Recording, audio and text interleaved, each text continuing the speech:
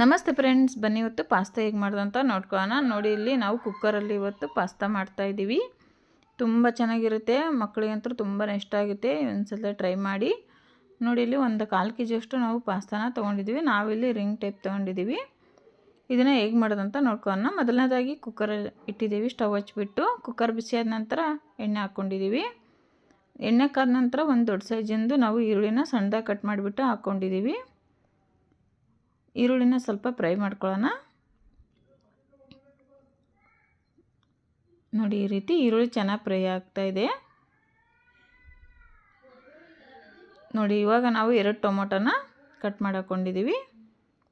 ನೀವು ಟೊಮೊಟೊ ರುಬ್ಬಿ ಕೂಡ ಹಾಕ್ಕೋಬೋದು. ನಾವು ಈ ರೀತಿ ಕಟ್ ಮಾಡಿ ಕೂಡ ಹಾಕ್ಕೊಂಡಿದ್ದೀವಿ. ಟೊಮೊಟೊ ಚೆನ್ನಾಗಿ ಫ್ರೈ ಆಗಬೇಕು.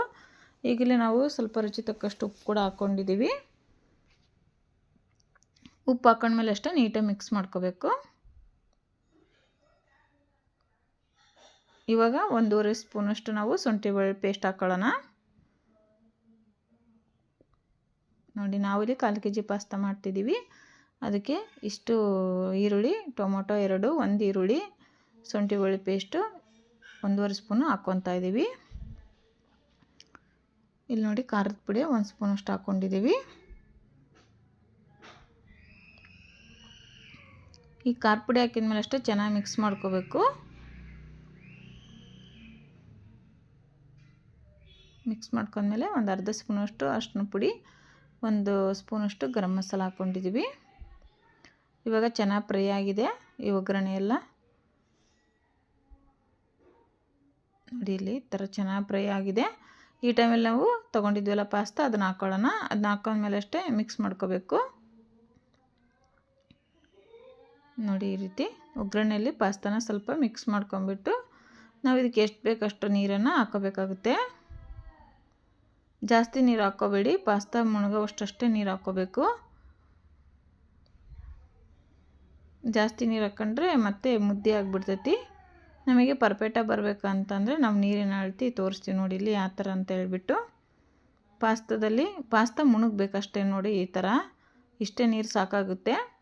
ನೋಡಿ, ಇಲ್ಲಿ ನಾವು 2 ಮ್ಯಾಗಿ ಮಸಾಲ ತೊಗೊಂಡು ಬಂದಿದ್ವಿ, ಅದು ಕೂಡ ಹಾಕ್ಕೊತಾ ಇದ್ದೀವಿ. ಈ ಮ್ಯಾಗಿ ಮಸಾಲ ಹಾಕಿದ್ಮೇಲೆ ಅಷ್ಟೇ ಚೆನ್ನಾಗಿ ಮಿಕ್ಸ್ ಮಾಡ್ಕೋಬೇಕು. ಕೊನೆಯದಾಗಿ ಕೊತ್ತಂಬರಿ ಸೊಪ್ಪು ಇದಿಷ್ಟನ್ನು ಹಾಕಿ ಚೆನ್ನಾಗಿ ಮಿಕ್ಸ್ ಮಾಡ್ಕೋಬೇಕು.